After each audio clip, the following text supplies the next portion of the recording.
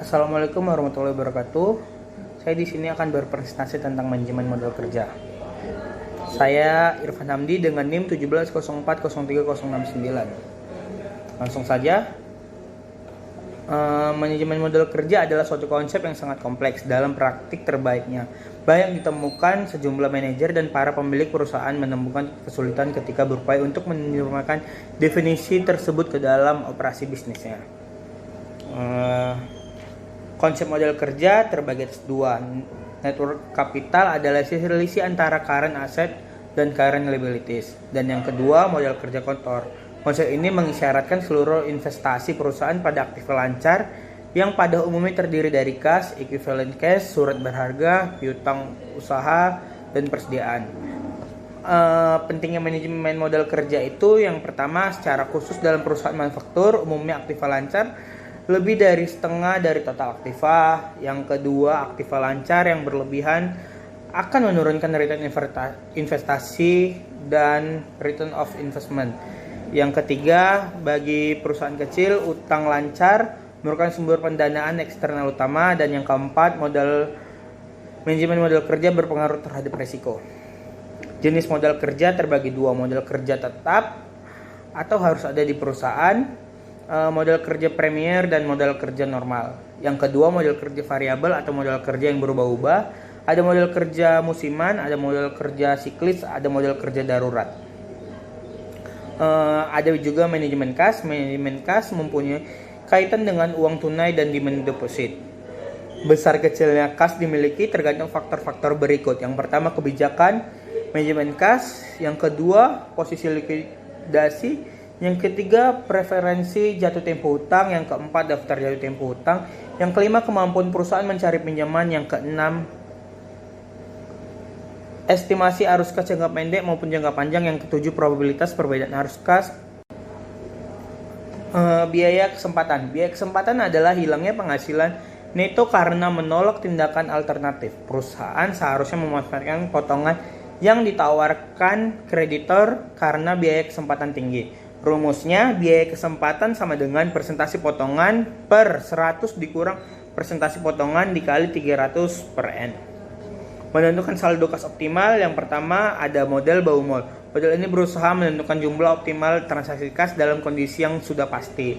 Sedangkan model Miller-Orr adalah manajemen kas dengan bersifat stokastik dalam hal adanya ketidakpastian pengeluaran kas.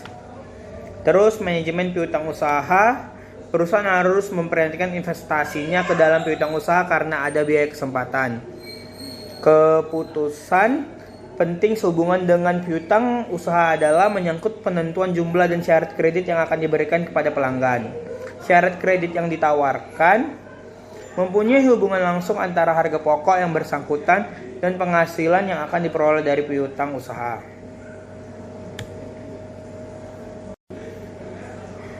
Manajemen persediaan. 3 jenis persediaan meliputi: yang pertama, bahan baku.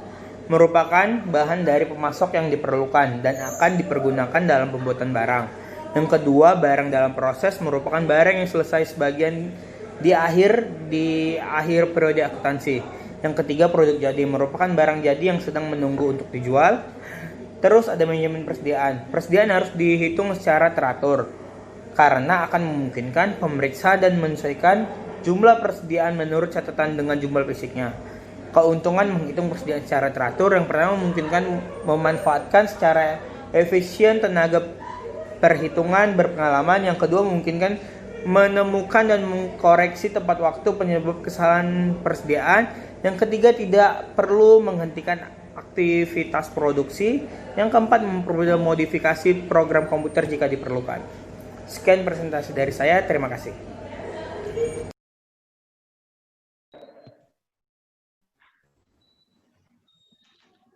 Demikian presentasi saya tentang modal kerja.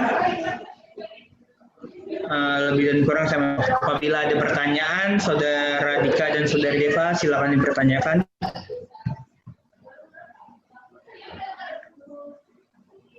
Baik, saya akan bertanya tentang tadi modal kerja kepada Saudara Irfan Hamdi. Jadi apa yang dimaksud aktiva lancar dalam modal kerja?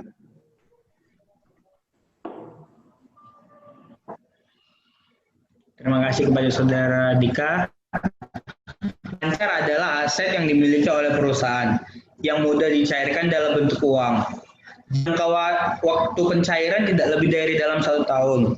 Ada beberapa jenis aktiva lancar. Yang pertama itu uang kas, yang kedua surat berharga, yang ketiga piutang dagang, dan yang keempat piutang pendapatan, dan yang kelima beban dibayar di muka, yang keenam usul tagih, dan banyak jenis lainnya. Kepada Saudari Deva, apabila ada pertanyaan, silakan ditanya. Baik, saya ingin bertanya, apa saja perbedaan model kerja dalam model kerja yang berubah-ubah? Terima kasih. Terdapat 3 jenis. Yang pertama itu modal kerja musiman, modal kerja yang jumlahnya berubah karena fluktuasi musim.